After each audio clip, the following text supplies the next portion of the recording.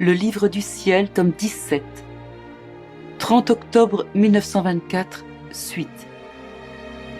Les souffrances d'amour de Jésus étaient plus douloureuses que sa mort physique sur la croix. Pourquoi Jésus veut la réciprocité en amour? Après cela, je me suis placée en pensée avec Jésus au jardin de Gethsémani. Et je l'ai prié de me laisser pénétrer dans cet amour avec lequel il m'aime tant. Bougeant de nouveau au plus profond de moi, il me dit : « Ma fille, entre dans mon amour et n'en sors pas. Restes-y pour bien comprendre combien j'ai aimé les créatures. Tout en moi est amour pour elles. Quand la divinité les a créées, elle se proposait de les aimer toujours. À l'intérieur et à l'extérieur d'elles, la divinité se proposait de les accompagner par un acte d'amour incessant et toujours nouveau. Ainsi je puis dire que chaque pensée, regard, parole, respiration, battement de cœur, etc. des créatures est accompagnée d'un acte d'amour éternel.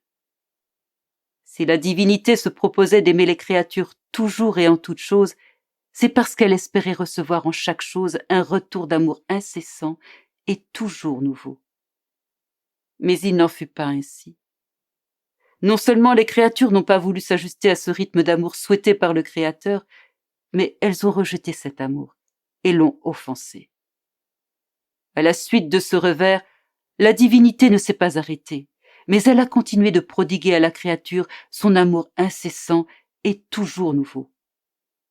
Et comme les créatures ne recevaient pas cet amour, le ciel et la terre en furent remplis en attendant que quelqu'un s'en empare et donne un retour pour tout cet amour. Quand Dieu décide quelque chose, rien ne l'arrête. Il demeure inébranlable dans son immutabilité. Voilà pourquoi, dans un autre excès d'amour, moi, le Verbe du Père, je suis venu sur la terre. J'y ai revêtu la nature humaine. J'ai recueilli en moi-même tout cet amour qui remplissait le ciel et la terre dans le but de donner à la divinité un retour pour tout cet amour. Je me suis constitué amour pour chaque pensée, chaque regard, chaque mot, chaque battement de cœur, chaque mouvement et chaque pas de chaque créature. Ainsi, même dans ses fibres les plus infimes, mon humanité fut pétrie par les mains de l'amour éternel de mon Père céleste, afin qu'elle ait la capacité de porter en elle tout cet amour inondant le ciel et la terre, et qu'elle puisse ainsi donner à la divinité un retour d'amour de la part de toutes les créatures, et que je puisse me constituer amour pour chaque acte des créatures. C'est ainsi que chacune de tes pensées est entourée de mes incessants actes d'amour. Il n'y a rien en toi et en dehors de toi qui ne soit entouré de mes actes répétés d'amour. Voilà pourquoi dans le jardin de Gethsémani, mon humanité gémissait, suffoquait et se sentait écrasée sous le poids de tant d'amour. Parce que j'aimais, et je n'étais pas aimée. Ces peines d'amour sont les plus amères, les plus cruelles. Ce sont des peines sans pitié, plus douloureuses que ma passion elle-même. Oh, si les âmes m'aimaient, le poids de ton amour deviendrait léger, car quand l'amour reçoit un retour d'amour, il est désaltéré par l'amour des êtres aimés. Mais quand il ne reçoit pas de retour, il devient délirant, et il a le sentiment d'être payé de retour par un acte de mort.